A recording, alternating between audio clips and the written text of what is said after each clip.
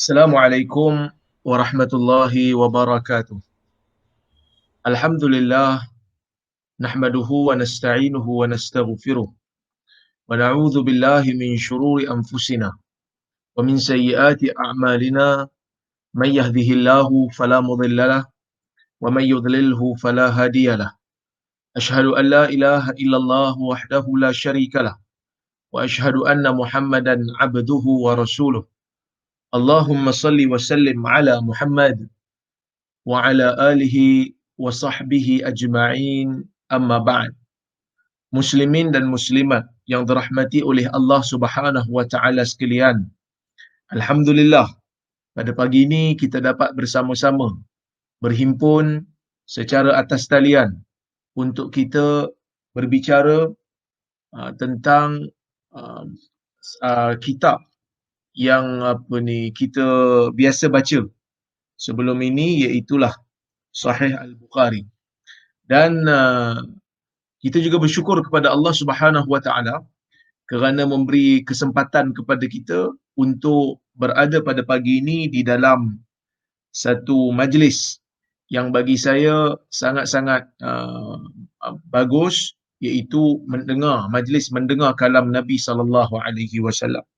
Dan hari ini insya-Allah kita akan sambung perbincangan kita berkaitan dengan kitab Sahih Al-Bukhari, yang mana kita berada di dalam kitab Ar-Riqaq. Oleh kerana kru PMT dah ajar saya macam mana cara nak guna untuk saya share screen. Jadi bagus jugalah saya boleh share screen bersama dengan semua penonton-penonton, supaya kita sama-sama boleh tengok hadisnya, supaya tak adalah yang lain tu hanya mendengar hadis yang saya baca kan, paling tidak dia boleh tengok. Ni bab yang kita akan baca hari ini insya-Allah dalam Sahih Al-Bukhari, iaitu babu ma yuhdharu min zahratid dunya wat tanafusi fiha. Yang bermaksud bab pada membicarakan sesuatu yang ditakuti daripada perhiasan-perhiasan dunia dan berperlumbaan di dalamnya. Maka dalam hadis ni Nabi sallallahu alaihi wasallam, dalam bab ini Al-Imam Al-Bukhari membawakan hadis daripada Nabi sallallahu alaihi wasallam, bagaimana Nabi sallallahu alaihi wasallam merasa takut, merasa bimbang tentang keadaan umat dia, yang mana Nabi sallallahu alaihi wasallam memberikan satu amaran kepada umat berkaitan tentang bahayanya perhiasan dunia. Baik, kita tengok hadis di dalam bab ini, iaitu hadis yang pertama ya. Baik. Kalau kita tengok hadis yang pertama dalam bab ini,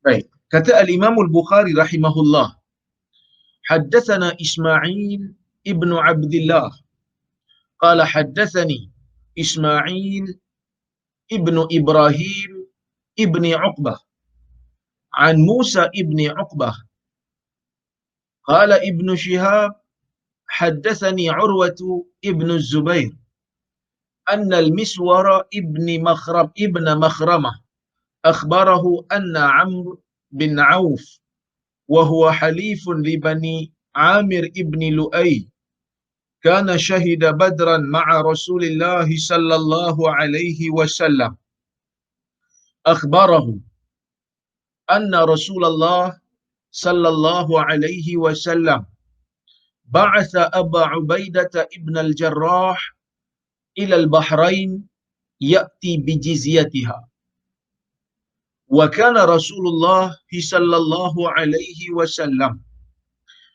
huwa salaha ahla al-Bahrain wa amara alaihim al-Ala ibn al-Hadrami, faqadima Abu Ubaidah bimalin min al-Bahrain فسمعت الأنصار بقدومه فوافته صلاة الصبح مع رسول الله صلى الله عليه وسلم falamma sarafa ta'arradu lahu fatabassama Rasulullah sallallahu alaihi wasallam hina ra'ahum wa qala adhunnukum sami'tum biqudumi Abi Ubaidah wa annahu jaa'a bi syai'.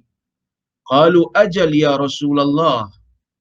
Qala fa abshiru wa ammilu ma yasurrukum fa wallahi mal faqru wa wallahi mal faqru akhsha 'alaykum walakin akhsha 'alaykum an tubsata 'alaykum ad-dunya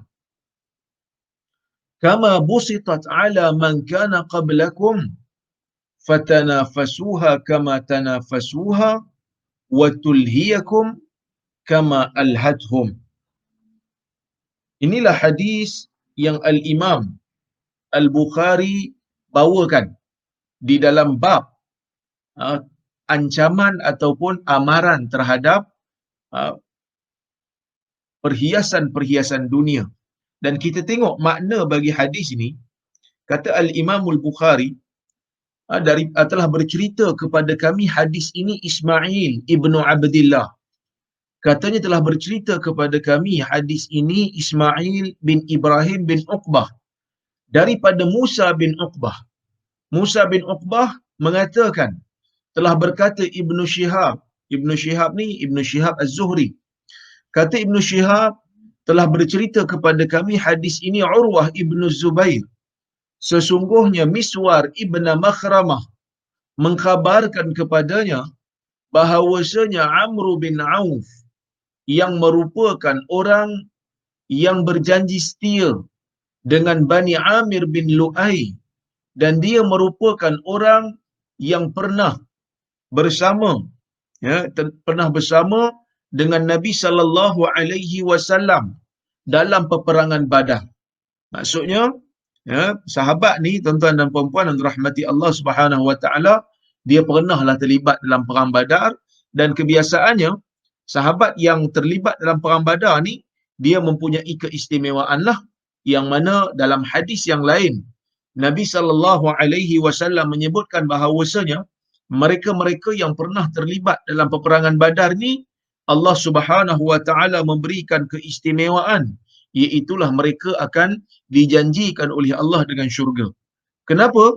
Kerana mereka telah menunjukkan kesetiaan yang tidak berbelah bagi kepada Islam apabila Allah Subhanahu wa taala menguji mereka dengan mengatakan bahawasanya mereka sepatutnya mereka perlu untuk bertempur dengan golongan Quraisy yang lengkap bersenjata, walaupun persenjataan orang-orang Islam pada masa itu berada pada tahap yang minimum, walaupun bilangan tentera Islam pada masa itu berada pada tahap yang sangat minima, tetapi mereka telah menunjukkan kesetiaan. Mereka sanggup bertempur dengan orang-orang Quraisy yang bilangannya lebih banyak dan kelengkapannya lebih lengkap, tetapi mereka sanggup. Kerana apa sanggup?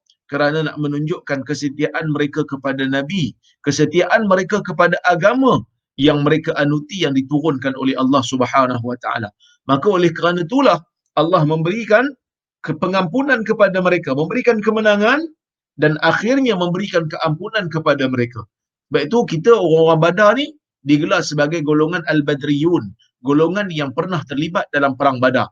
Jadi antara ramai-ramai sahabat Nabi sallallahu alaihi wasallam ni, Amr bin Auf merupakan salah seorang daripada orang yang terlibat di dalam peperangan Badar bersama dengan Rasulullah sallallahu alaihi wasallam. Yang mana kata Amr bin Auf, dia mengatakan sesungguhnya Rasulullah sallallahu alaihi wasallam ba'atha Aba Ubaidah ibn al-Jarrah ila al-Bahrain ya'ti bi jizyatiha. Yang mana kata dia sesungguhnya Rasulullah sallallahu alaihi wasallam mengutuskan Abu Ubaidah ibn al-Jarrah. Abu Ubaidah ni merupakan salah seorang daripada sahabat Nabi sallallahu alaihi wasallam yang dijamin syurga juga. Abu Ubaidah ibn al-Jarrah yang digelar oleh Nabi sallallahu alaihi wasallam amin hadhil ummah, pemegang amanah untuk umat ini. Jadi Abu Ubaidah ni salah seorang daripada 10 sahabat Nabi yang dijamin syurga. Yang mana Nabi SAW dalam hidup Nabi, Nabi menghantar Abu Ubaidah Ibn al-Jarrah ke Bahrain.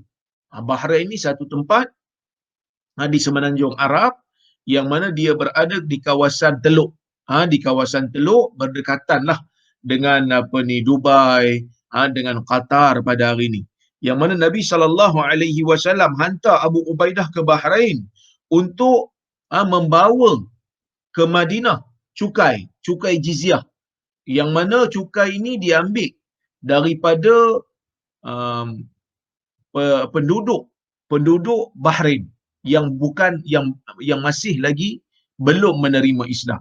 Jadi Nabi SAW hantar Abu Ubaidah untuk ambil cukai di sana, yang mana kata Amr bin Auf, dia kata wa kana Rasulullah sallallahu alaihi wasallam huwa salaha ahlal Bahrain, dan Nabi sallallahu alaihi wasallam baginda mengadakan perjanjian damai dengan penduduk orang-orang Bahrain. Maksudnya kat sini kita tengok bahawasanya Rasulullah sallallahu alaihi wasallam mengadakan perjanjian dengan Bahrain, perjanjian damai dengan Bahrain. Wa amara alaihimul Ala ibn al-Hadrami, dan Nabi sallallahu alaihi wasallam melantik Al-Ala ibn al-Hadrami sebagai ketua mereka, sebagai pemimpin mereka di Bahrain. Faqadima Abu Ubaidah, maka bila Nabi hantar saja Abu Ubaidah untuk pergi ke sana, ambil pungut cukai yang dibayar oleh orang-orang Bahrain, maka Abu Ubaidah pun sampai. Faqadima Abu Ubaidah bimalin minal Bahrain. Abu Ubaidah pun dia datang, dia sampai ke Madinah, sampai ke Madinah dengan harta yang dibawa daripada Bahrain. Kemudian kata Amr bin Ala, fasami'atil ansar biqudumih, maka orang-orang Ansar pun mendengar tentang sampainya Abu Ubaidah daripada Bahrain membawa harta. Dia orang dengar lah, dia orang kata Abu Ubaidah bawa harta daripada Bahrain. Lalu penduduk Madinah ni mereka bersama-sama dengan Nabi SAW salat subuh pada satu pagi, fawafathu salata subhi ma'a Rasulillah, maka mereka salat subuh bersama-sama dengan Rasulullah SAW. Maka apabila Nabi SAW selesai salat, ta'arradu lahu, maka kehadiran Abu Ubaidah telah diketahui oleh orang-orang Ansar. Setelah lepas daripada semayang subuh saja, selesai je Nabi dan orang-orang Ansar salat subuh sahaja, ta'arradu lahu, maka mereka pun pergilah melihat kepada Abu Ubaidah. Selesai solat je terus dia orang pergi jumpa dengan Abu Ubaidah. Fatabassama Rasulullah sallallahu alaihi wasallam hina ra'ahu, maka Rasulullah sallallahu alaihi wasallam senyum je bila tengok keadaan mereka. Nabi senyum. Nabi tengok, Nabi senyum. Lepas tu Nabi kata, wa qala adhunnukum sami'tum biqudumi Abi Ubaidah, aku menyangka, aku percaya kamu semua telah mendengar tentang kehadiran Abi Ubaidah daripada Bahrain. Wa annahu ja'a bi syai', dan Abu Ubaidah telah datang ke Madinah ini membawa sesuatu. Jadi Nabi SAW bila tengok orang-orang Ansar ni dok berimpun dekat Abu Ubaidah, maka Nabi SAW pun senyum. Nabi senyum. Lepas tu Nabi kata, aku menyangka, aku percaya kamu semua telah mendengar tentang kehadiran Abu Ubaidah daripada Bahrain, dan mesti kamu tahu bahawasanya Abu Ubaidah datang ke Madinah ini dengan membawa sesuatu. Qalu ajal ya Rasulullah, maka orang-orang Ansar kata, benar wahai Rasulullah. Maka Nabi SAW menyebutkan, fa abshiru wa amilu ma yasurrukum, maka terimalah berita gembira tentang kehadiran harta ini. Wa amilu, dan pasanglah angan-angan kamu. Wa amilu, pasang angan-angan kamu, ya. Pasangkanlah angan-angan apa yang Allah Taala gembirakan kamu. Kamu cita-citalah, pasanglah cita-cita yang boleh mengembirakan kamu, dia kata. Nabi kata, fa wallahi, demi Allah, mal faqra akhsha alaikum. Nabi kata, demi Allah, bukanlah kefakiran yang aku takut kepada kamu, walakin akhsha alaikum, tetapi yang aku takut berlaku, ya, ke atas kamu, yang aku takut akan menimpa kamu, antubsata alaikumud dunya, akan dibentangkan di hadapan kamu dunia, kama busitat ala man kana qablakum, seperti mana dunia ini telah dibentangkan di hadapan umat sebelum kamu, fatanafasuha kama tanafasuha, mereka maka kamu akan maka kamu akan berlumba-lumba mencari ataupun berlumba nak dapat dunia, seperti mana orang-orang terdahulu berlumba-lumba mendapatkan habuan dunia. Wa tulhiyakum kama alhathum, dan dunia ni juga akan menjadikan kamu uh, lahu, akan menjadikan kamu lalai dan leka, seperti mana dunia ni pernah melalaikan dan melekakan kamu. Tuan-tuan dan puan-puan yang dirahmati oleh Allah Subhanahu wa taala sekalian, kalau kita tengok dalam hadis ni tuan-tuan dan puan-puan, Nabi sallallahu alaihi wasallam bila Nabi melihat kepada orang-orang Ansar yang bersungguh-sungguh nak pergi tengok harta yang dibawa oleh Abu Ubaidah daripada Bahrain, Nabi sallallahu alaihi wasallam tidaklah melarang para sahabat untuk melihat harta tersebut. Kerana apa? Kerana Nabi sallallahu alaihi wasallam tahu bahawasanya manusia ni memang sukakan kepada harta, ya. Memang suka kepada harta, yang mana kalau kita tengok Nabi hanya sekadar senyum.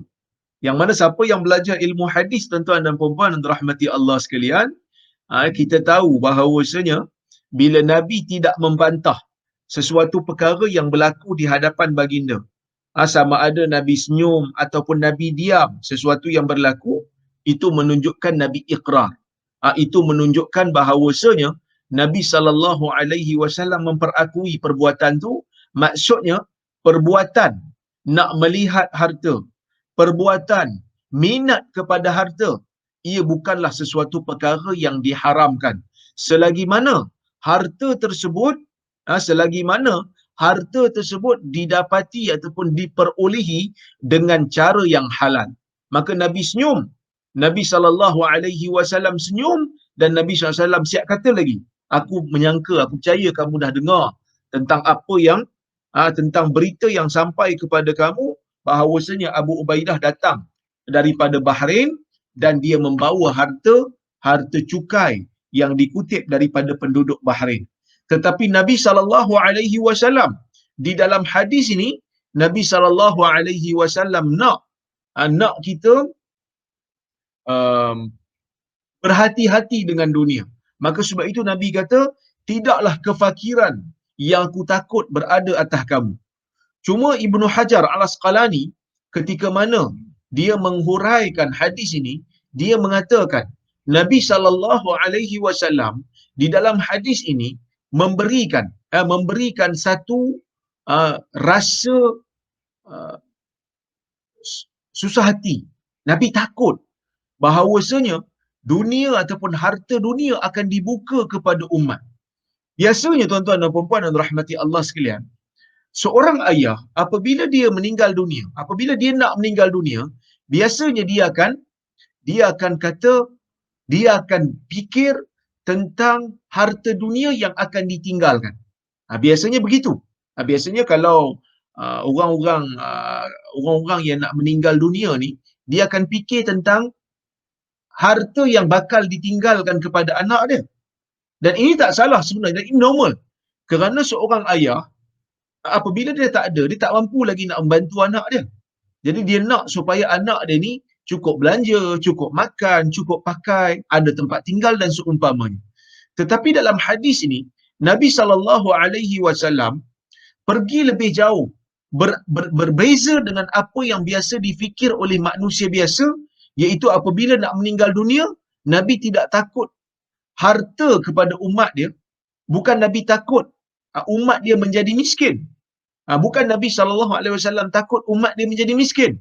Tetapi yang Nabi lebih takut ialah umat dia diberikan kekayaan oleh Allah Subhanahu Wa Taala, dan dalam masa yang sama kekayaan tersebut menjadikan umat Islam ini berlumba-lumba mencari kekayaan, dan akhirnya dunia yang dibuka kepada umat Islam setelah ketiadaan Nabi itu nanti akan melekakan, akan melalaikan umat Islam, sehingga kan mereka tidak berfikir lagi tentang agama Allah. Maka sebab itu kata Ibn Hajar Asqalani mengatakan, dalam hadis ni Nabi SAW telah pergi berbeza dengan direction, dengan arah yang mana arah tersebut tidak seperti mana yang ditunjukkan oleh ayah-ayah ataupun wali-wali yang nak meninggal dunia dan meninggalkan harta. Biasanya orang fikir pasal harta.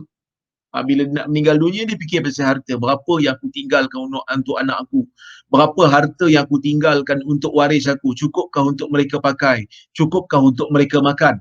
Tetapi dalam hadis ni, tuan-tuan dan puan-puan yang dirahmati Allah sekalian, Nabi memberi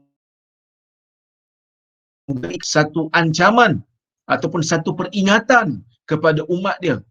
Kamu nanti akan jadi kaya.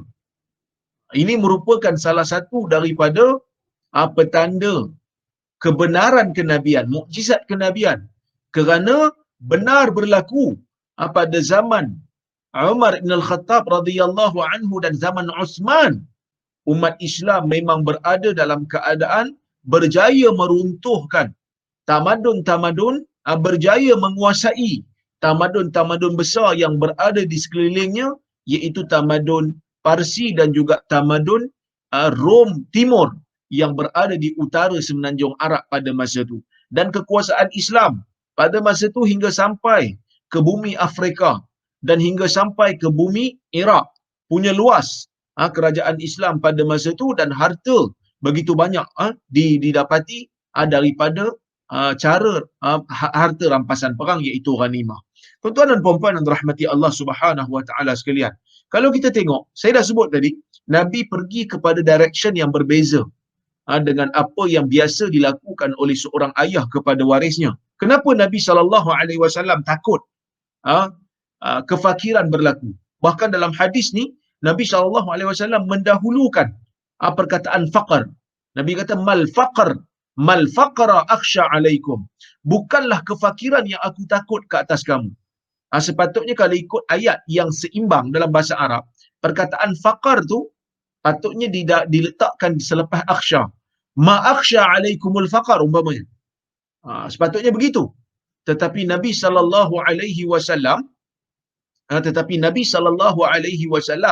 mendahulukan perkataan kefakiran.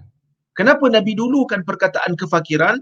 Kerana di antara metodologi orang Arab bercakap, apabila nak menekankan kepentingan sesuatu perkataan, orang-orang Arab ni akan mendahulukan perkataan tersebut. Jadi sebab itu dalam ayat ni Nabi SAW mendahulukan perkataan faqar. Nabi kata, bukanlah kefakiran. Kefakiran ni benda yang orang takut. Kefakiran ni manusia akan rasa takut. Sebab apa? Tak cukup belanja, tak cukup makan. Orang tak suka dengan kefakiran. Tetapi Nabi SAW kata, bukan kefakiran tu yang aku takut. Kalau kamu ada rasa takut dengan kefakiran, aku ada perkara yang aku lebih takut akan berlaku kepada kamu. Kefakiran ni, tuan-tuan dan puan-puan rahmati Allah sekalian, ulama berbeza pendapat, ulama hadis berbeza pendapat. Sebahagian mereka mengatakan kefakiran ni maksudnya mutlaqul faqr, kefakiran secara mutlak.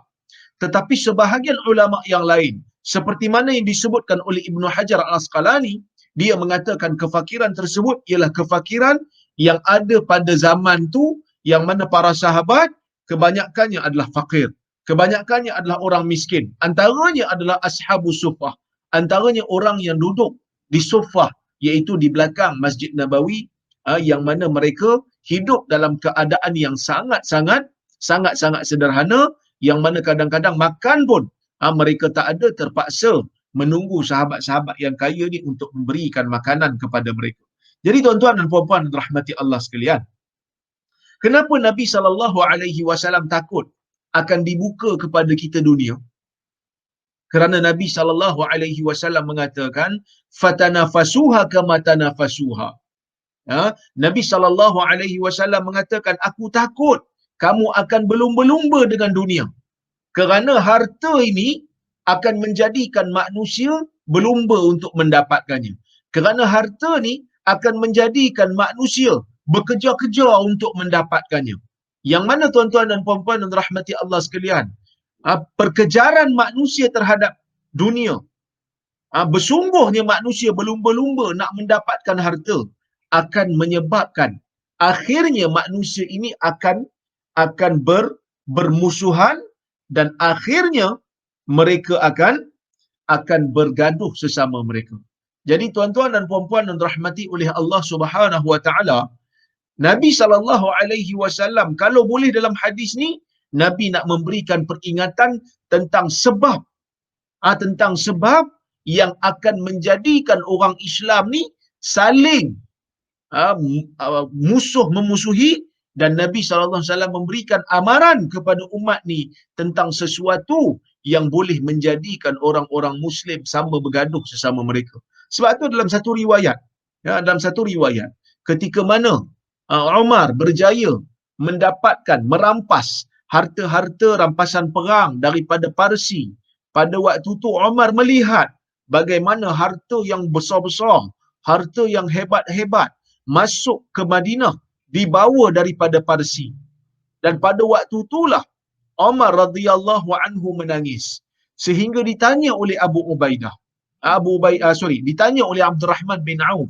Abdurrahman bin Auf berkata, ya Amirul Mukminin, wahai pemimpin orang Islam, apa yang menjadikan kamu menangis? Sedangkan hari ini adalah hari kegembiraan, hari ini hari kebahagiaan, kerana kita berjaya menguasai satu kerajaan yang menindas orang-orang Islam di sana, yang memerangi kerajaan kita. Kita dah menguasai kerajaan mereka, kita dah meruntuhkan tamadun mereka. Kita dah menguasai tempat mereka, kita dah membuka tempat mereka. Bukanlah maksudnya bila Islam menguasai Parsi, maksudnya Islam mengambil kekayaan tu semua sekali, tidak. Kerana Islam dia tak panggil jajah, dia panggil buka. Tapi yang ni harta rampasan perang. Kerana orang Islam, orang zaman dulu bila berperang memang bawa harta. Siapa menang akan dapat harta tu. Dan ini menjadi budaya. Kenapa mereka bawa harta? Mungkin ada di kalangan kita yang macam pelik kan. Kenapa ada harta pula tiba-tiba? Contohnya macam peperangan Uhud lah. Ada pula harta tiba-tiba tengah-tengah padang pasir dekat bukit tu. Sedangkan kita tahulah, sahabat-sahabat semua ni bukan duduk dekat Uhud kan. Sahabat-sahabat semua ni bukan duduk kat gunung Uhud. Tetapi kenapa ada? Kerana orang-orang yang berperang di zaman itu di semenanjung Arab memang akan bawa harta. Jadi orang Islam akan bawa, orang bukan Islam pun akan bawa. Untuk apa? Untuk memberikan galakan kepada tentera supaya tidak lari daripada medan perang. Yang mana harta di depan mereka, kalau mereka berjuang sehingga menang, harta-harta itu akan dapat kepada mereka. Jadi ini merupakan salah satu daripada cara memotivasikan orang-orang yang berada di medan perang pada masa itu. Tuan-tuan dan puan-puan yang dirahmati oleh Allah Subhanahu wa taala sekalian, kalau kita tengok dalam riwayat ni, yang mana Nabi sallallahu yang mana dalam riwayat ni, bukan hadis yang saya bawakan tadi. Hadis yang saya bawakan tadi iaitu Umar bila tengok harta-harta daripada rampasan perang ni yang dibawa daripada Parsi masuk ke negara dia, Umar menangis.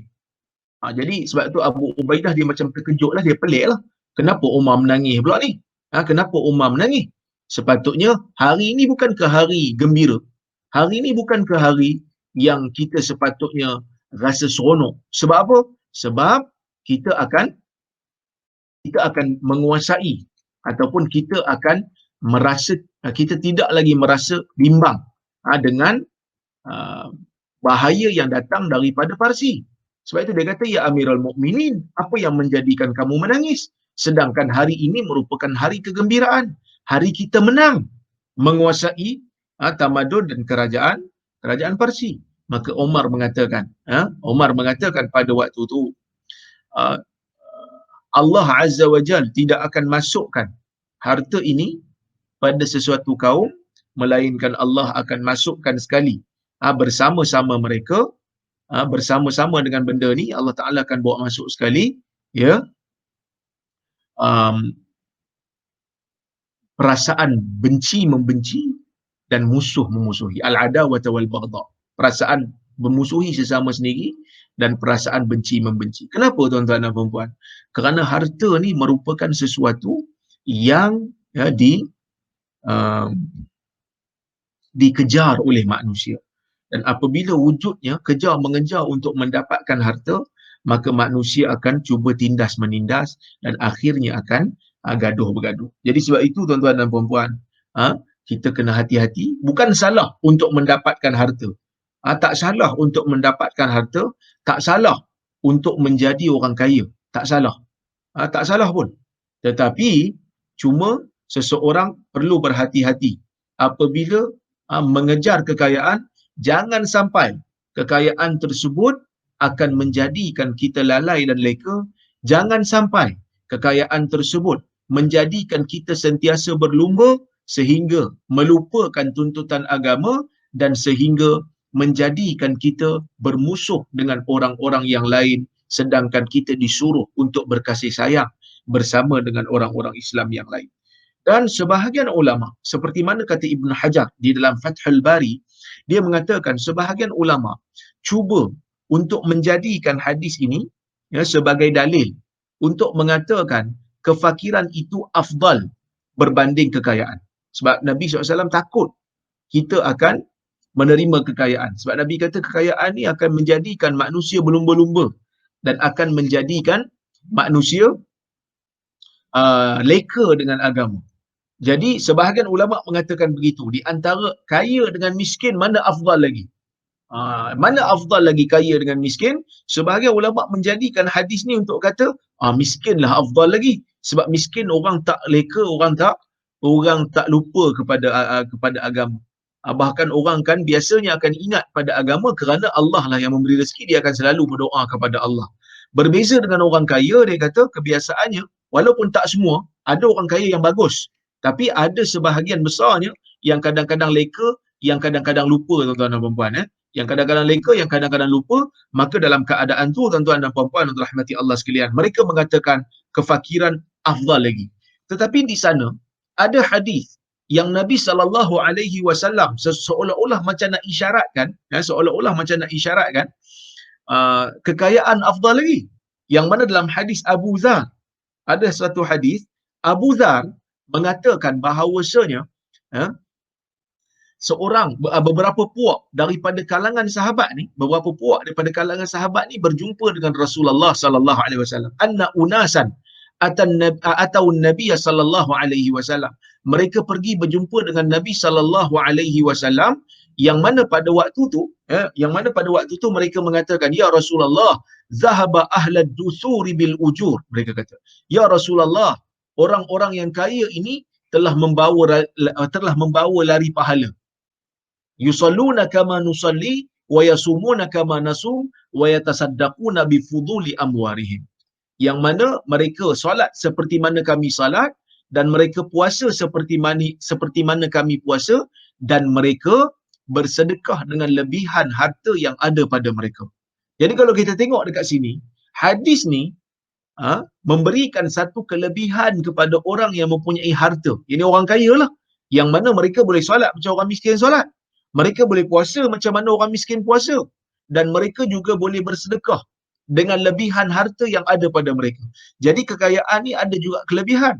Bahkan dalam hadis Nabi SAW pernah sebutkan kepada seorang sahabat yang merupakan antara panglima perang pada waktu tu, yang mana Nabi kata pada dia, ni'mal malu salih lil mar'i salih. alangkah baiknya harta yang baik jika dapat kepada orang yang soleh. Dan di kalangan sahabat Nabi sallallahu alaihi wasallam yang bernama Abdul Rahman bin Auf, yang bernama Uthman ibn Affan, merupakan di antara sahabat Nabi sallallahu alaihi wasallam yang kaya, yang mempunyai kekayaan yang dahsyat pada masa itu. Tetapi Nabi SAW tidak pernah mengarahkan mereka untuk menjadi miskin. Bahkan Nabi SAW galakkan mereka untuk infak fisabilillah. Maka Abdul Rahman bin Auf banyak melakukan nafkah infak fisabilillah, dan Uthman juga banyak melakukan infak fisabilillah.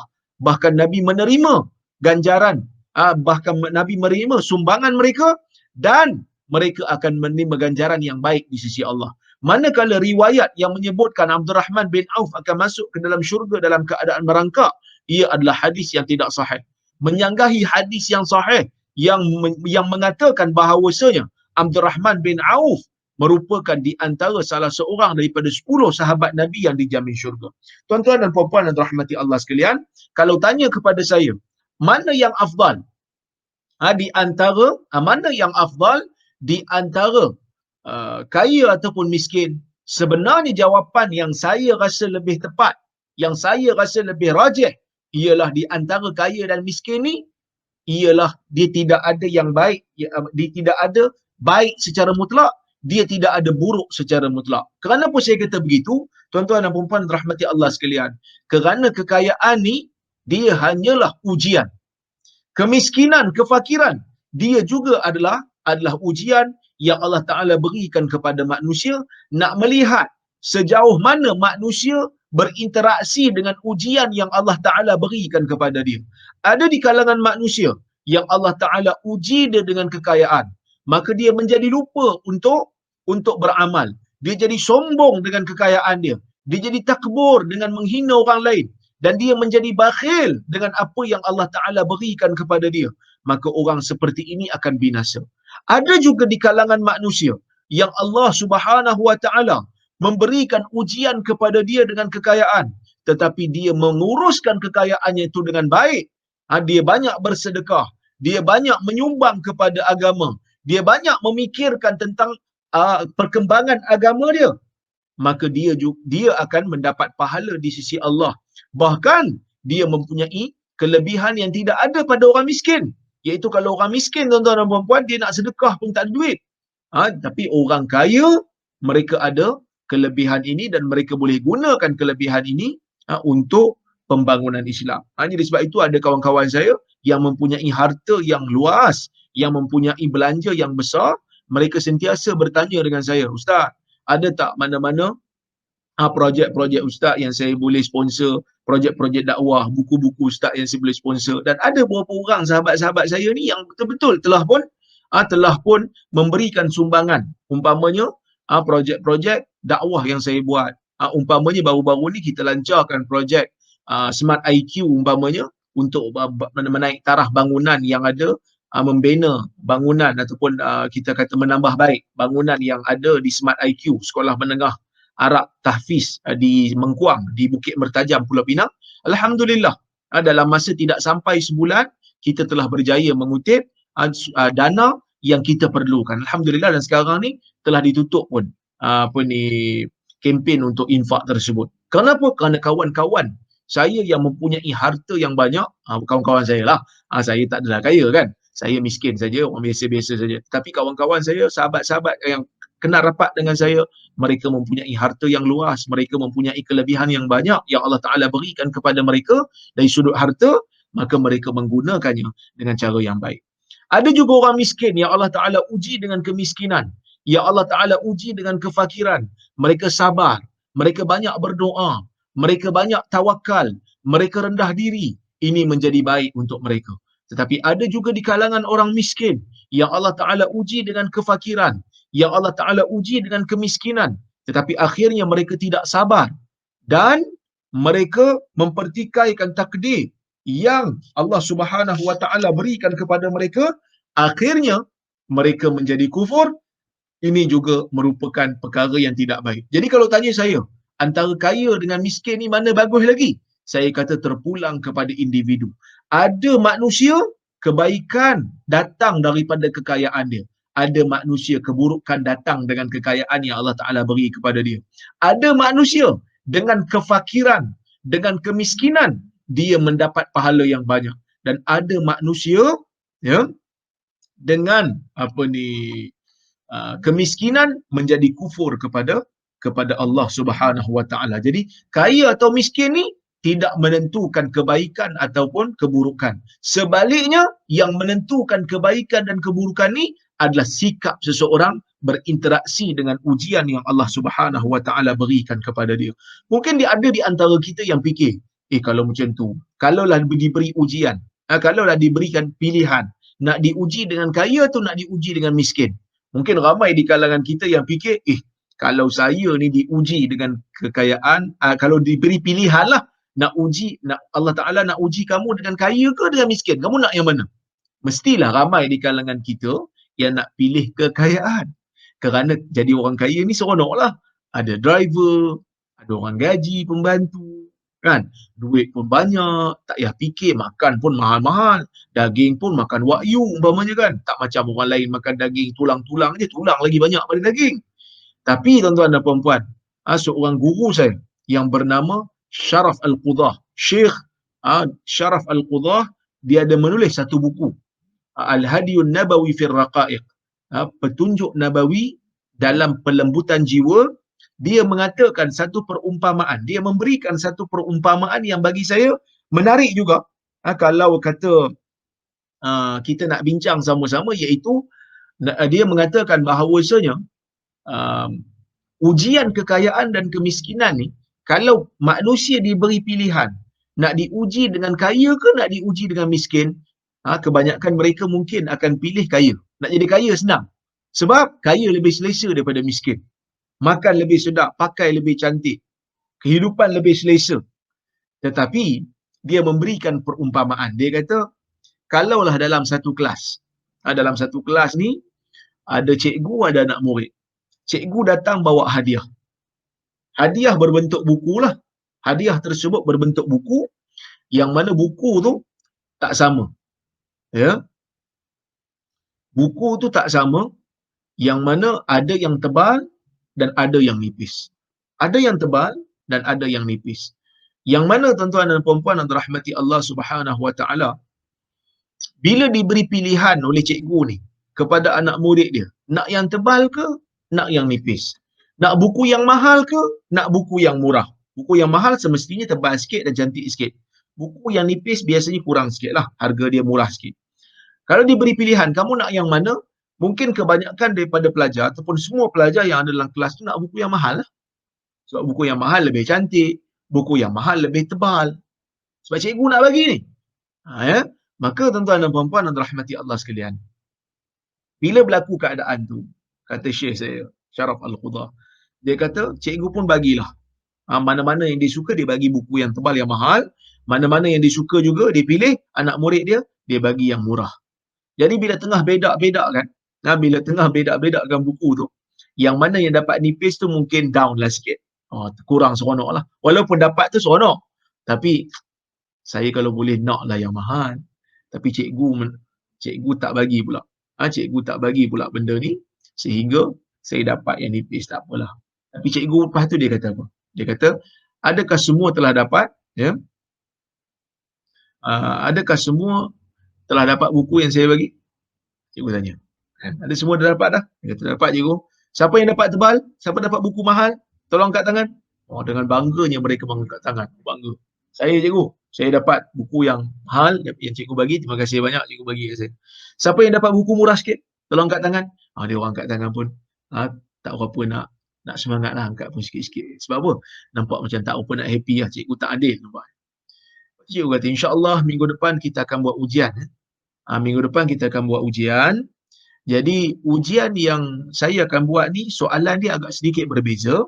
Soalannya adalah berdasarkan kepada buku yang saya bagi awak. Kalau buku tebal saya bagi awak, awak kena baca lah buku tebal tu. Dan exam akan diambil daripada buku tebal yang awak dapat. Awak kena baca semua sekali.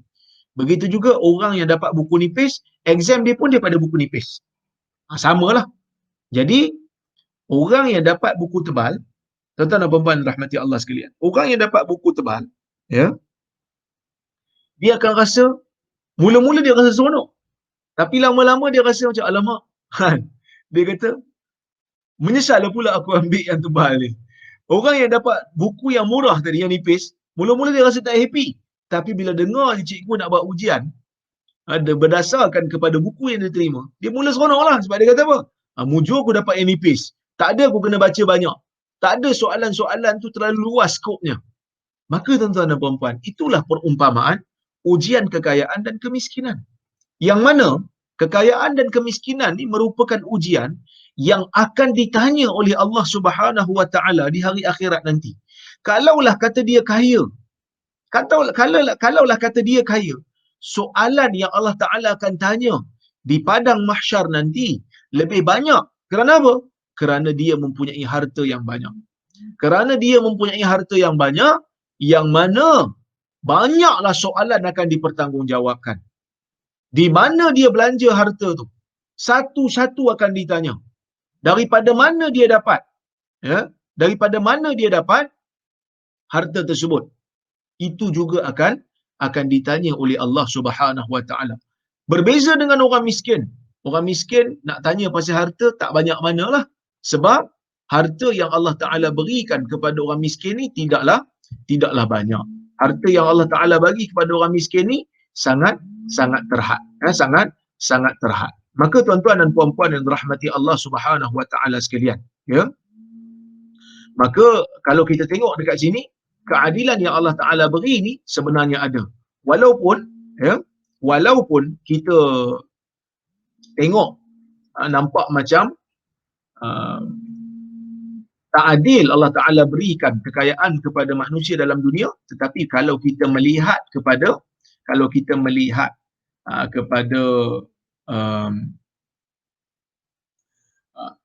apa yang Allah Subhanahu Wa Taala akan tanya nanti, kita akan tahu sebenarnya Allah Taala tu adil dalam memberikan ujian. Siapa yang dapat banyak dari sudut harta, maka mereka akan ditanya banyak. Siapa yang dapat sikit akan ditanya sikit. Jadi sebab itu tuan-tuan dan puan-puan yang dirahmati oleh Allah Subhanahu Wa Taala sekalian, kita kena sedar hakikat ni. Kita tengok kepada hadis yang berikutnya di dalam bab yang sama. Saya share.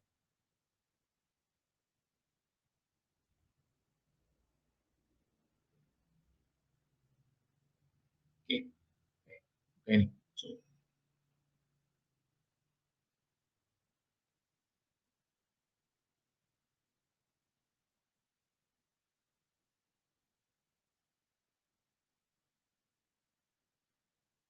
Okey.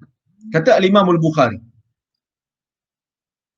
حدثنا قتيبة ابن سعيد قال حدثنا الليث ابن سعد عن يزيد بن أبي حبيب عن أبي الخير عن عقبة ابن عامر أن رسول الله صلى الله عليه وسلم خرج يوما فصلى على أهل أحد صلاته على الميت ثم انصرف إلى المنبر فقال إني فرتكم وأنا شهيد عليكم وإني والله لأنظر إلى حوض الآن وإني قد أعطيت مفاتيح خزائن الأرض أو مفاتيح الأرض وإني والله ما أخاف عليكم أن تشركوا بعدي ولكني أخاف عليكم أن تنافسوا فيها.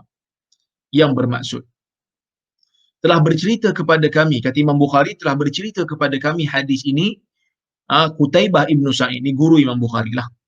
Katanya telah bercerita kepada kami hadis ini Laith Ibn Sa'ad daripada Yazid bin Abi Habib, daripada Abil Khair, daripada Uqbah bin Amir, sesungguhnya Rasulullah sallallahu alaihi wasallam pada satu hari keluar, Nabi keluar, fasalla ala ahli Uhud salatahu ala al-mayyit, maka Nabi sallallahu alaihi wasallam keluar daripada rumah, Nabi salat di atas Nabi salat ke atas orang-orang yang berada yang terkorban di perang Uhud, seperti mana salat dia ke atas mayat. Jadi tuan-tuan dan puan-puan yang dirahmati Allah sekalian, kalau kita tengok hadis ni macam pelik sikit lah. Macam mana Nabi keluar daripada rumah Nabi, Nabi pergi ke kawasan perkuburan orang-orang yang terkorban dalam perang Uhud, itu orang-orang Islam yang terkorban, syuhada Uhud. Lepas tu Nabi solat jenazah atas mereka. Macam mana perkara ni boleh berlaku pula? Sedangkan mereka yang terkorban dalam perang Uhud, mereka adalah syuhada. Mereka tidak perlu disolatkan. Oleh kerana itulah ulama berbeza pendapat tentang maksud sebenar hadis ni. Majoriti ulama berpendapat seperti mana yang disebutkan oleh Al-Imam An-Nawawi rahimahullah, begitu juga yang disebutkan oleh Syekh ataupun Al-Imam Abul Abbas Al-Qurtubi dalam kitab dia Al-Mufhim Syarah Sahih Muslim. Dia mengatakan fasalla dekat sini merupakan doa, kerana perkataan salat di dalam bahasa Arab bermaksud doa. Dulu kan kita belajar, dia kata as-salatu lughatan ad-du'a. Solat pada bahasa ialah doa. Jadi dia kata Nabi SAW bukan solat jenazah kepada orang Uhud, kerana mereka syuhada, tak perlu, jenazah mereka tidak dimandikan dan jenazah mereka tidak disolatkan kerana mereka mati di medan perang. Tetapi dalam hadis ni bagi tahu Nabi solat pula. Maka dia kata solat tu hanya pada bahasa. Apa maksud solat pada bahasa? Nabi berdoa kepada orang-orang Uhud seperti mana Nabi berdoa kepada mayat bila Nabi SAW menziarahi kubur. Ini pandangan majoriti ulama. Manakala Abu Hanifah mengatakan memang Nabi SAW, pandangan Hanafi lah, mazhab Hanafi, mereka kata betul lah Nabi solat atas orang yang terkorban di Uhud seperti mana Nabi solat atas jenazah lain. Kerana menurut mereka memang orang yang mati syahid ni dibenarkan untuk disolatkan jenazah ke atas mereka. Ini pendapat Hanafi. Manakala pendapat Imam Ahmad, pendapat mazhab Hanbali, satu pandangan dalam mazhab Hanbali, al-istihbab, untuk mengatakan orang yang meninggal dunia waktu dia terkorban di medan berjihad lawan dengan orang-orang kafir yang memerangi Islam, mereka tu disunatkan untuk solat jenazah tapi tak wajib. Berbeza dengan orang yang mati bukan dalam peperangan, maka wajib untuk kita solat ke atasnya. Ibnu Hazim pula berpandangan. Ibnu Hazim berpandangan, ya, kalau orang yang meninggal di medan perang lawan dengan kafir harbi, lawan dengan orang bukan Islam yang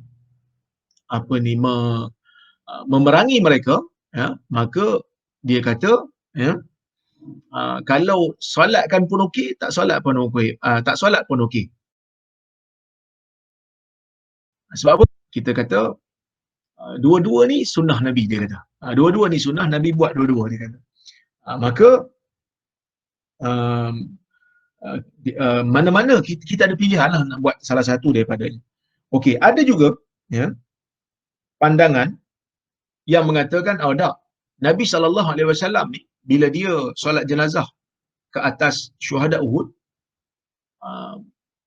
Nabi bukan nak solat atas syuhada di medan, tetapi Nabi solat di kubur. Maksudnya kalau kita terlibat dalam peperangan, masa tanam syuhada tu tak sempat nak solatkan jenazah kat atas kubur syuhada, lepas tu kita boleh pergi. Seperti mana yang dilakukan oleh Nabi SAW. Ada juga sebagai ulama mengatakan tak, ini khusus untuk Nabi.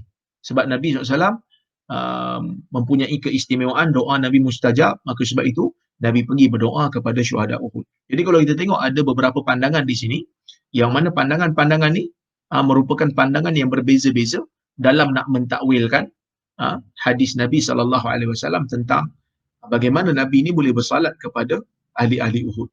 Nak kita supaya kita tahulah, kita sedar bahawasanya perbezaan pandangan di kalangan ulama tu sebahagiannya adalah disebabkan oleh kerana cara mereka nak mengharmonikan di antara hadis dengan hadis yang lain. Kerana ada hadis yang lain Nabi SAW clear bagi tahu, Jabir bagi tahu memang clear, Nabi SAW tidak melakukan solat jenazah ke atas mereka yang terkorban di dalam peperangan, di dalam peperangan Uhud. Okey, kemudian Nabi SAW kata Uqbah bin Amir, summan sarafa ila mimbar. Setelah daripada tu Nabi pun bergerak menuju ke mimbar. Nabi pergi ke mimbar Masjid Nabawi, maka Nabi SAW mengatakan, inni faratukum, aku akan mendahului kamu di hari kiamat. Wa ana syahidun alaikum, dan aku menjadi saksi ke atas kamu. Wa inni wallahi la anzuru ila haudil an, dan sesungguhnya aku demi Allah sedang melihat kepada telaga aku sekarang. Telaga ni telaga yang Nabi akan tunggu kita di sana. Orang-orang yang beriman orang-orang yang berada di atas sunnah akan dapat minum daripada telaga Nabi SAW. Mereka-mereka yang kufur, mereka-mereka yang munafik, mereka-mereka yang berada di atas bid'ah, maka akan dihalau daripada telaga Nabi SAW. Jadi sebab itu kita ni ahli sunnah memang kena berpegang dengan sunnah, kena sayang sunnah, kena mengamalkan sunnah, kena menyebarkan sunnah. Walaupun orang tak suka, kita kena sebarkan.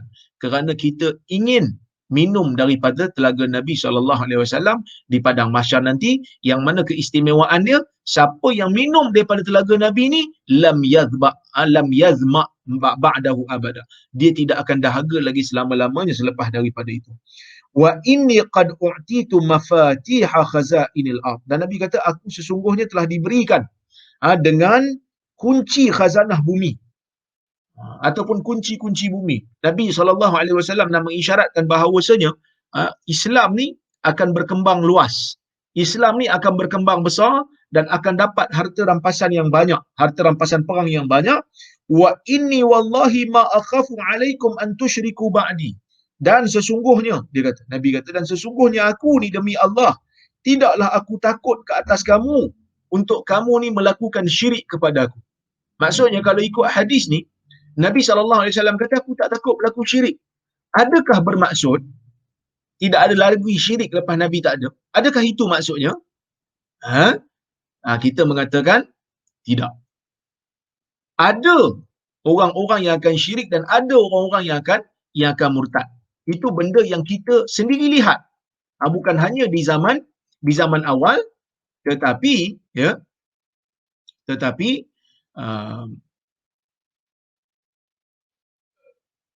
di zaman sekarang pun kita boleh tengok mereka-mereka yang mendakwa mereka telah murtad.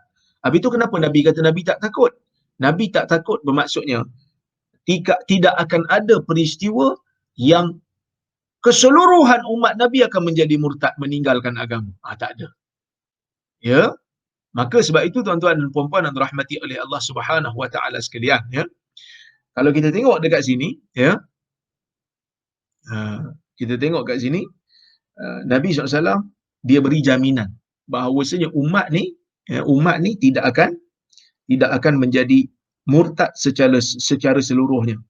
Akan ada golongan yang akan mempertahankan agama ini dan akan membawa agama ini sampai kepada orang lain. Baik. Kemudian, walakinni akhafu alaikum an tanafasu fiha. Tetapi yang aku takut ke atas kamu ialah kamu berlumba-lumba untuk mendapatkan habuan dunia. Maka sebab itu hadis ni sama macam hadis tadi, yang mana Nabi SAW memberikan kita satu peringatan, memberikan kita satu amaran supaya kita tidak begitu bekerja-kerja tentang dunia. Wallahu alam. Saya rasa cukuplah sekadar tu untuk hari ini, ya. Jadi kalau ikut penganjur, dia kata kalau boleh ustaz, dia kata tak tengoklah soalan-soalan dekat komen tu, saya tak baca soalan dekat komen ni. Ya, saya tengok kalau ada.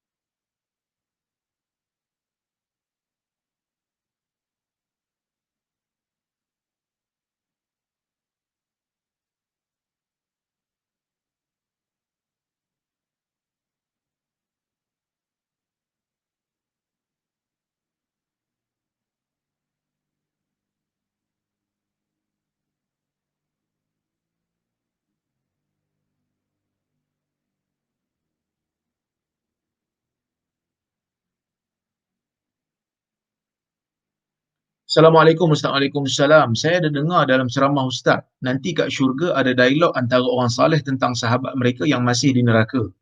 Macam mana kita nak faham situasi ini dengan hadis umat Nabi masuk syurga dulu sebelum umat lain? Dan macam mana kita nak faham dengan hadis manusia paling akhir keluar daripada neraka? Baik. Terima kasih pada yang bertanya. Dialog sesama orang saleh ni, ya. Dialog sesama orang saleh ni ada disebutkan di dalam beberapa riwayat yang mana mereka akan berbincang sama mereka, dan mereka akan, satu masa mereka akan bertanya sahabat-sahabat mereka yang biasa beribadat bersama mereka tapi tak ada dengan mereka di dalam syurga nanti. Maka dalam keadaan tu, uh, Allah Ta'ala akan menjadikan ia sebagai satu penyebab untuk mereka mendapat syafaat. Mereka mendapat syafaat yang mana syafaat itu akan menyebabkan Allah ampunkan orang yang berada dalam neraka dan mereka akan terus masuk ke dalam syurga. Ya, manakala umat Nabi Muhammad SAW ialah umat yang paling awal dihisap di padang mahsyar. Itu sebagai satu kelebihan yang yang Allah berikan kepada Nabi Muhammad SAW. Jadi maksudnya tidak ada percanggahan di situ. Umat Nabi Muhammad ialah yang paling awal dihisap, tetapi bila masuk ke dalam syurga akan ada umat Nabi Muhammad SAW akan dimasukkan ke dalam neraka dulu. Akan ada. Na'udzubillah. Tetapi kita doakan mudah-mudahan Allah Subhanahu Wa Taala jauhkan kita daripada kesakitan neraka, insya-Allah.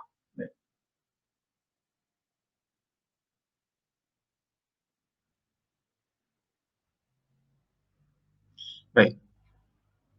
Assalamualaikum Ustaz. Waalaikumsalam. Apa pandangan Ustaz kepada para sahabat ataupun para sahabat yang mana mereka ini belum lagi mumayyiz apabila Nabi SAW wafat? Adakah mereka dikira sebagai sahabat? Baik. Tuan-tuan dan puan-puan yang dirahmati Allah sekalian. Dalam hadis Nabi SAW menyebutkan, dalam ilmu hadis, para ulama menyebutkan, siapa itu sahabat? Dia kata, mereka mengatakan pandangan yang tepat sekali ialah kullu ma man laqiyan Nabi SAW mu'minan bihi wa mata 'ala al-Islam. Yang bermaksud, sesiapa yang pernah bertemu Nabi SAW ketika Nabi hidup. Man laqiyan Nabi SAW fi hayatihi mu'minan bihi wa mata 'ala al-Islam. Sesiapa yang berjumpa Nabi SAW dalam hidup Nabi. Kalau dijumpa dalam mimpi, dia tak kira sahabat lah. Kalau Nabi dah wafat, lepas tu dia jumpa mimpi, dia mimpi jumpa Nabi, waktu tu dia tak jadi sahabat lah sebab Nabi dah tak ada. Yang dikira menjadi sahabat ni ialah orang yang jumpa Nabi waktu Nabi hidup. Mu'minan bihi. Dan dia beriman dengan Nabi SAW, wa mata 'alal Islam, dan dia mati atas Islam. So nak jadi syarat menjadi sahabat ni, yang pertama mesti jumpa. Bukan mesti tengok. Kerana ada di kalangan sahabat dia tak tengok Nabi. Dia tak tengok Nabi, dia hanya orang kata apa? Jumpa sebab dia buta. Dia tak pernah tengok lah sebab dia buta. Tapi dia jumpa seperti Ibn Ummi Maktum. Maka dalam isu ni dia pernah jumpa pertama. Lepas tu jumpa tu pula masa Nabi SAW telah sedang hidup. Bukan Nabi wafat. Bukan dia jumpa dalam mimpi. Dia jumpa di alam nyata. Dan dia beriman dengan Nabi waktu dia jumpa. Kalau waktu dia jumpa tu dia tak beriman, lepas Nabi wafat baru dia beriman, dia tak nama sahabat lagi. Kemudian dia beriman wa mata 'alal Islam, dan dia mati atas Islam. Maksud kalau dia mati dalam keadaan dia murtad, dia tak dikira sebagai sahabat. Jadi nak jadi sahabat, dia ada mesti jumpa Nabi SAW waktu Nabi hidup, kemudian beriman dengan Nabi waktu jumpa, dan meninggal dunia di atas Islam. Cuma dia kata, dia nak tanya ni, kalau sahabat yang kecil-kecil ni, Nabi SAW meninggal dan mereka masih kecil, adakah mereka sahabat?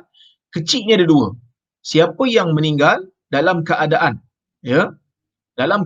dia telah mencapai umur mumayyiz, maka mereka dikira sebagai sahabat. Kenapa dikira sebagai sahabat?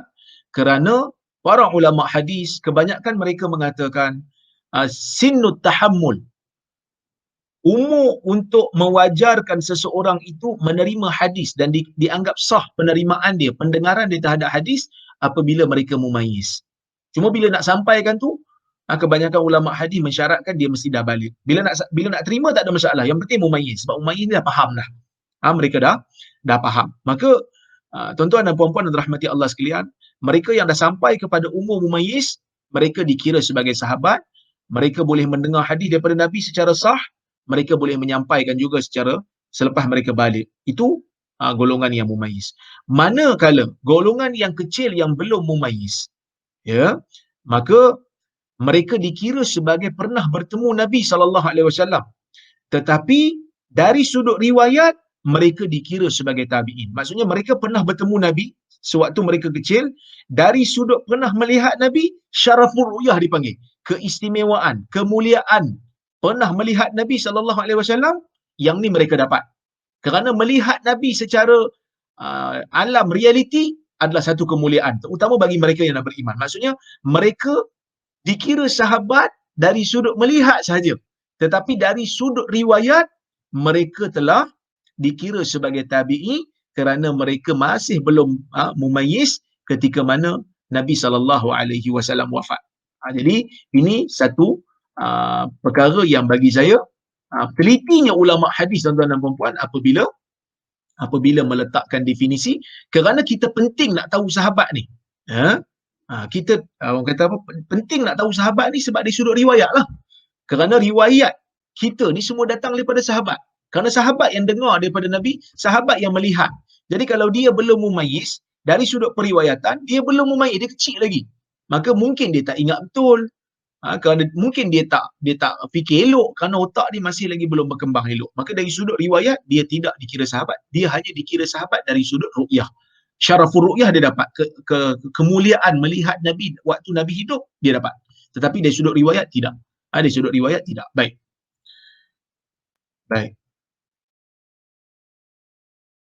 Doktor, ada seorang ustaz, dia ceramah kata hadis yang daif atau maudhu' yang dinakal oleh ulama hadis belum tentu daif atau maudhu' secara mutlak, kerana ulama tasawuf bersangka baik. Bersangka baik dengan mereka, kepada mereka rijal yang dihukum daif atau maudhu' oleh orang yang lain. Tuan-tuan dan puan-puan yang dirahmati Allah sekalian, Nabi SAW memberikan ancaman kepada mereka yang menyebarkan hadis palsu secara sengaja. Dalam hadis yang mutawatir, yang diriwayatkan oleh puluhan sahabat, lebih daripada 70 orang sahabat riwayat hadis dengan lafaz yang hampir sama. Sebab itu dia mutawatir. Nabi kata, "Man kadzaba alayya muta'ammidan falyatabawa maq'adahu minan nar." Sesiapa yang berdusta atas nama aku secara sengaja, maka tunggulah tempatnya di neraka. Jadi hadis palsu ni main dengan neraka Allah bagi mereka yang tak hati-hati. Sebab itu kata Ibn Hibban, sesiapa yang tidak pasti apa yang disandarkan kepada Nabi yang dia sebarkan tu, dia tak pasti sahih ke tidak, dia tidak terselamat daripada ancaman neraka Nabi. Tuan-tuan buka dalam kitab Al-Majruhin, Ibn Hibban ada hurai masalah ni. Imam Syafi'i pun dalam Ar-Risalah, ketika dia menghuraikan hadis, Nabi kata, "Wa haddithu an ahli al-kitabi wala haraj." Nabi sebut dalam hadis, Nabi kata, cerita daripada ahli kitab tak ada masalah. Fa innahu man kadzaba alayya muta'ammidan falyatabawa maq'adahu minan nar. Siapa berdusta atas nama aku, tunggu tempat kat neraka. Nabi sebut dalam hadis tu, ada berapa hadis? Pertama Nabi sebut, "Ballighu anni walau ayat." Sampaikan daripada aku walaupun satu ayat. Lepas tu Nabi kata, "Wa hadithu an ahli al-kitabi wala haraj." Cerita daripada ahli kitab tak ada masalah. Fa innahu man kadzaba alayya muta'ammidan falyatabawa maq'adahu minan nar. Sesiapa yang berdusta atas nama aku secara sengaja, maka tunggulah tempatnya di neraka.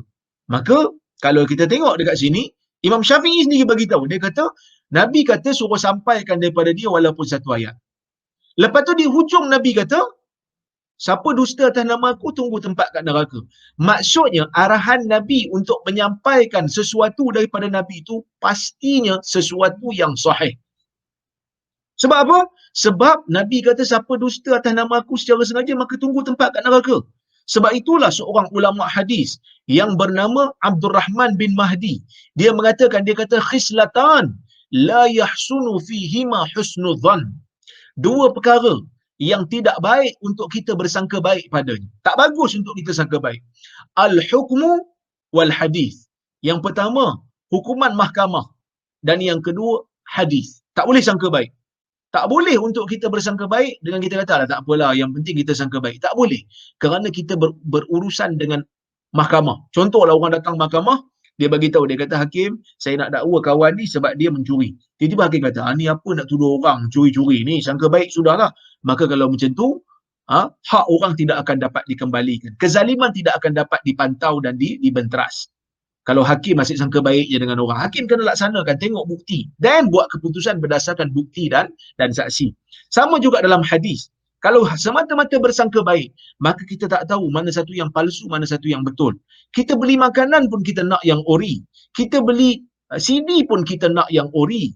Kenapa dalam hadis tiba-tiba kita bersangka baik lebih sampai benda yang palsu pun kita nak terima. Jadi benda ni adalah sesuatu yang tidak dapat diterima oleh para ulama hadis. Adakah ulama tasawuf semua begitu? Tidak.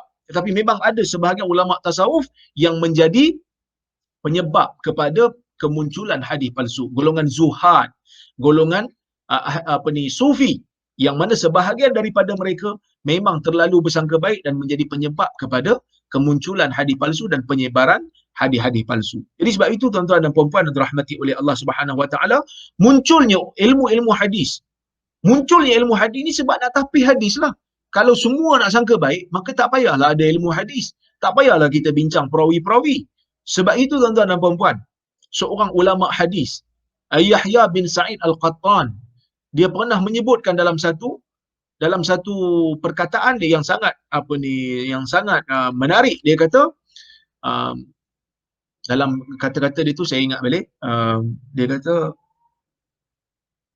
bila dia banyak mengkritik perawi-perawi zaman dia kata perawi ni dhaif, perawi ni pemalsu hadis, kan.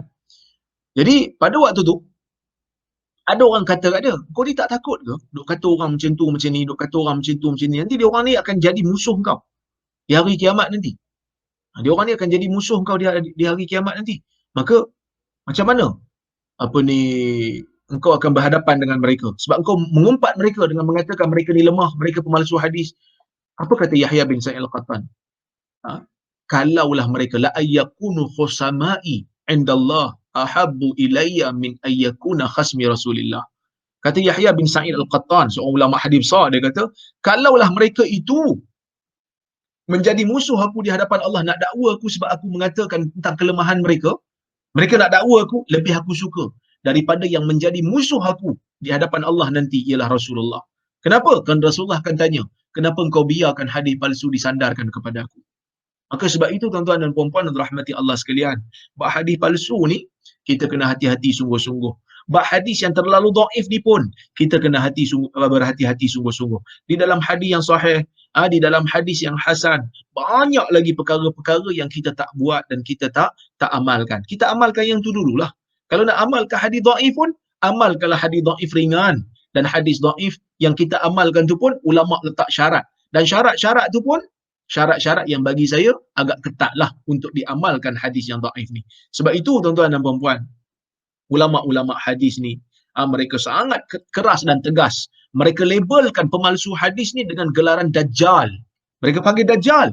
Mereka panggil kadzabun khabis, pendusta yang jijik. Demikian disebutkan oleh Ibnu Ma'in. Sebab itu Sufyan Ats-Tsauri, dia pernah tengok dekat Iraq tu ada pemalsu hadis, terus dia label terus, dia kata kadzab wallah, dia kata ni pendusta demi Allah, dia kata demi Allah, kalaulah tidak halal untuk aku diam dah. Maksud tak halal untuk orang ulama hadis yang tahu dia ni pemalsu hadis, tak halal untuk diam, kerana amar ma'ruf dan nahi mungkar. Amar ma'ruf nahi mungkar ni maksudnya perbuatan membaca hadis palsu disandarkan kepada Nabi SAW tanpa bagi tahu ia adalah hadis yang palsu. Ia adalah satu perbuatan yang mungkar yang mesti dicegah. Sebab itu ulama dulu, antaranya kalau tak silap saya, Ibn Hajar Al-Haytami, dia pernah mencadangkan kepada pemerintah di zaman tu untuk mengambil tindakan ta'zir kepada mereka-mereka yang membaca hadis palsu di atas mimbar dengan dihalang daripada memberikan ceramah lagi. Itu belum lagi saya cerita pasal Sulaiman bin Mihran Al-A'mash yang cabut bulu ketiak di hadapan orang yang membaca hadis palsu. Seperti mana yang disebutkan oleh As-Suyuti di dalam kitab dia, iaitu Tahdhirul Khawas min Ahadithul Khussas. Imam As-Suyuti ada bawakan satu kisah. A'mash ni ulama besar. Tiba-tiba dia masuk dalam masjid, nampak satu orang tengah membaca hadis. Orang tu menipu atas nama A'mash. Dia kata telah bercerita kepada saya, guru saya bernama A'mash. A'mash ni dia tengok, dia kata dia bukan anak murid aku. Dia duduk tengah-tengah tu, dia cabut bulu ketiak. Sehingga kan orang yang baca hadis tu tegur dia. Dia kata, kau tak malu ke? Kami berada dalam majlis Nabi SAW, majlis hadis Nabi SAW, yang kamu ni cabut bulu ketiak. A'mash kata, apa yang aku lakukan lebih baik daripada apa yang kamu lakukan. Aku berada di atas sunnah dan kamu berada di atas pendustaan kepada Nabi. Cabut bulu ketiak sunnah. Kan? Dia kata, walaupun nampak buruk sikit lah. Tapi dia kata sunnah ni sunnah. Nabi suruh cabut bulu ketiak. Tapi kamu sedang berdusta di atas nama Nabi SAW. Aku A'mash dan aku tidak membacakan hadis itu. Kamu bohong. Maka tuan-tuan dan puan-puan, ulama hadis zaman dulu begitu tegas. Dan Imam Malik rahimahullah, dia menyebutkan, dia kata, aku berjumpa di tiang-tiang Masjid Nabawi ni puluhan perawi yang semuanya mengucapkan Nabi bersabda, Nabi bersabda. Tapi aku tak ambil hadis daripada seorang pun di kalangan mereka. Dan mereka ni, kalau mereka wa inna ahadahum law tumina ala baiti malil muslimin lakana amina. Nabi kata, sebahagian setiap seorang daripada mereka ni kalau diberikan amanah untuk menjaga baitul mal, mereka amanah. Dia ni amanah. Tetapi walakinnahum laisu min ashabi hadza sya'an. Tetapi mereka ini bukan orang yang berada di bidang hadis. Kepakaran mereka bukan hadis. Maka mereka akan lupa. Kadang-kadang sebahagian mereka akan menjadi silap. Oleh kerana itu, tuan-tuan dan puan-puan yang dirahmati Allah sekalian, bagi saya lah, kalau tanya saya, adakah kita perlu berhati-hati dengan hadis-hadis yang palsu dan hadis-hadis yang apa ni tidak sahih yang disandarkan kepada Nabi SAW ni? Ya, kita kata kena. Sebab Nabi SAW mengajarkan kita supaya berhati-hati dengan pemalsuan terhadap hadis. Dalam banyak hadis Nabi SAW mengingatkan kita tentang bahaya dan ancaman hadis palsu ini. Jadi kalau kita sayang kepada Nabi SAW, kita kena menjaga nama Nabi SAW. Kalau zaman ni ada orang kata apa, akta anti berita tidak benar, berita palsu kita tak suka, siap pangkah lagi dekat poster. Begitu juga dalam ilmu hadis ataupun dalam hadis Nabi SAW. Maka kita juga kena berhati-hati. Jadi saya rasa cukuplah sekadar tu untuk pagi ini. Soalan-soalan sebahagiannya telah saya jawab. Jadi insya-Allah kita jumpa lagi pada waktu-waktu yang akan datang. Terima kasih banyak. Saya ucapkan kepada penganjur dan juga tuan-tuan dan puan-puan semua yang bersama dengan saya pada pagi ini. Aqulu qauli hadza wa astaghfirullahal azim li wa lakum. Wassalamualaikum warahmatullahi wabarakatuh.